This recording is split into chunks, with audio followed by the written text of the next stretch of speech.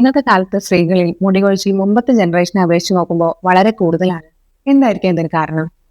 ഇത് ഒ.പിയിൽ വന്നൊരു പേഷ്യന്റ് അമ്മ എന്നോട് നേരിട്ട് ചോദിച്ചൊരു കാര്യമാണ്. അപ്പൊ എന്തൊക്കെയായിരിക്കും കാരണങ്ങളെന്ന് നമുക്കൊന്ന് നോക്കാം. ഒന്നാമത്തെ കാര്യം സ്ട്രെസ്സാണ്. ഇന്നത്തെ ബിസി ലൈഫ് സ്റ്റൈലിൽ എല്ലായിടത്തും സ്ട്രെസ്സാണ്. വീട്ടിലാണെങ്കിലും ജോലി സ്ഥലത്താണെങ്കിലും പഠിക്കുന്ന സ്ഥലത്താണെങ്കിലും എല്ലാവർക്കും സ്ട്രെസ് തന്നെ. അപ്പൊ നമ്മുടെ മുടി ഗ്രോയിങ് ഫേസിൽ നിന്നും ഷെഡിങ് ഫേസിലേക്ക് പോകുന്നു. ഇത് മുടി കൊഴിച്ചിലിന് വലിയൊരു കാരണമായി മാറും. അതായിട്ട് നമ്മുടെ ഭക്ഷണ രീതികളിലെ പോഷകക്കുറവാണ് കാരണം. പ്രോട്ടീന്റെ കുറവ്, വൈറ്റമിൻ ഡി, വൈറ്റമിൻ ബി12, അയൺ എന്നിവയുടെ കുറവ് മുടികൊഴിച്ചിലിന് ഒരു പ്രധാന കാരണമാണ്. മൂന്നാമതായിട്ട് ഹോർമോണൽ വ്യത്യാസങ്ങളാണ്.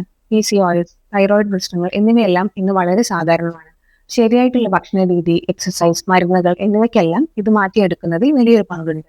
നാലാമതായിട്ട് നമ്മൾ മുടിയിൽ ചെയ്യുന്ന ഹാർഷായിട്ടുള്ള ട്രീറ്റ്മെന്റ്സ് ആണ്.